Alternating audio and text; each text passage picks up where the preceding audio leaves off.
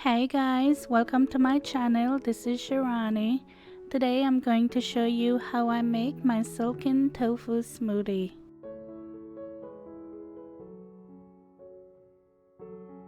Okay, so for this recipe I'm using 1 cup of vanilla soy milk. I like adding vanilla milk to my smoothies because that adds flavor and sweetness, and then that way I don't have to add any sweetener. To that I'm adding a 1/4 cup of oats. The oats makes you feel full longer. Next I'm adding about 3 ounces of silken tofu, and that's a serving. And if you've never had silken tofu before or soft tofu, it's more creamy and custard like. It's not like firm tofu, so you don't want to use firm tofu in this recipe. Make sure you get the soft one. The way I like to do it is cut it up and portion it off and put it in a container, and then just put it in the fridge, so when I'm ready for it I just take it out and dump it in the blender. From each package you get about 5 servings. I'm adding 1 frozen banana, and I like banana because that adds a sweetness to it, so whatever smoothie I'm making I always make sure I have a banana in there. And the last thing I'm adding is 1 cup of blueberries.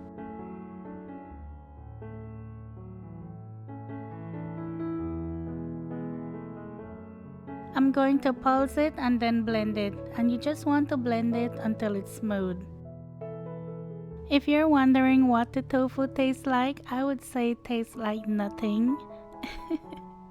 I would say it doesn't have a flavor. It picks up whatever flavor you put it in. I like the tofu in this because it adds a creaminess and a thickness, and it just makes the smoothie so rich. And it's really good for you. You get your omega-3 and 6 and extra protein, so it keeps you full longer. Of course, this is very customizable. You can make it however you want. If you don't have tofu or you don't like tofu, you can put flaxseed in there, you can put chia seed, or if you don't want to put oats, you can put any of those. And you can put any fruit you like or use any milk of your choice. It's up to you. This is just to give you an idea of what you can do.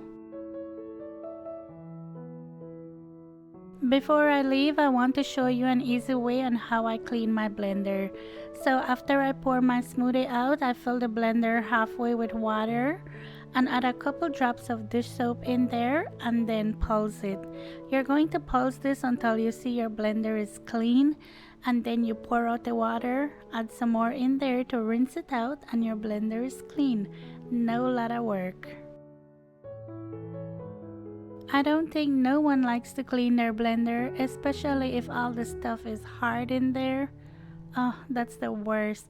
So just make sure you do this right after you use your blender, and then you don't have to worry about going back to clean it, and it's just so easy to clean this way. Well, I hope you enjoyed this one. If you did, please give it a thumbs up. And as always, thank you so much for watching, and I'll talk to you in my next one. Take care. Bye.